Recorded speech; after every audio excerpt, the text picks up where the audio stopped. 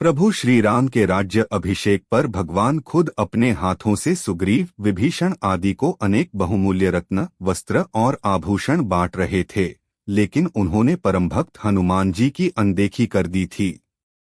सभी हैरान थे कि आखिर प्रभु हनुमान जी को कैसे भूल सकते हैं। सब कुछ सुनकर भी प्रभु शांत रहे, मगर माँ सीता उनकी लीला समझ रही थीं। इतने में उन्होंने हनुमान की अहमियत बताने के लिए खुद एक लीला रची। सीता जी ने अपने गले से बहुमूल्य रत्नों का हार निकालकर हनुमान जी को पहना दिया। यह देखकर सभी माँ की जय जयकार करने लगे। हनुमान जी ने भी इसे बड़े प्रेम से स्वीकार किया। दूसरे ही क्षण अचानक सभी हनुमान जी को देखने लगे।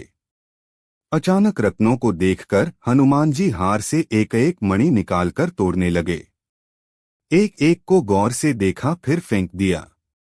यह देखकर राम जी मुस्कुराने लगे तो सीता गंभीर हो गईं। भरत, शत्रुघ्न, लक्ष्मण भी हैरानी से देखते रहे, लेकिन चुप नहीं रह सके। उन्होंने पूछा, हनुमान, यह आप क्या कर रहे हैं? इन कीमती रत्नों को धूल में क्यों मिला रहे हैं? तभी किसी ने कहा, आखिरकार वानर ही है ना, वे रत्नों को क्या जाने। लोगों को गुस्सा होते हुए देखकर हनुमान जी ने कहा, आप लोग क्यों नाराज हैं? मुझे इन रत्नों के महत्व का एहसास है। इन्हें पहनने से सुंदरता भी बढ़ती है, मगर मेरे लिए केवल एक चीज इसमें मायने रखती है, वो है इसमें प्रभु का दर्शन। मगर इसमें भगवान ही नहीं दिख रहे। अब इनकी चमक मुझे अंधकार लग रही। यह मेरे लिए काम का नहीं है। इसे एक बार टूटना ही है। इस बीच किसी ने पूछा कि क्या आपके हृदय में राम हैं? ऐसा है तो दिखाएं, अन्यथा इस हृदय का भार क्यों उठा रहे हैं? हनुमान ने दो टूक कहा कि निश्चित रूप से भगवान हृदय में हैं। यह बिल्कुल वैसा ही है जैसा आप सामने अभी उन्हें देख रहे हैं।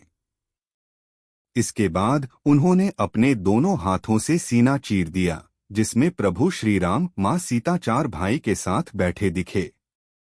यह देखकर सभी लोग हनुमान का गुणगान करने लगे। हनुमान का फटा सीना देखकर प्रभु भावुक हो उठे। सिंहासन से उठकर वह हनुमान को गले से लगा लेते हैं। जैसे ही भगवान ने उनके शरीर को स्पर्श किया, उनका सीना खुद ठीक हो गया। वहां मौजूद सभी यह समझ गए कि आखिर भगवान ने हनुमान को उपहार क्यों नहीं दिया। हनुमान जी की राम की अनन्य भक्ति का सबसे बड़ा उदाहरण बना।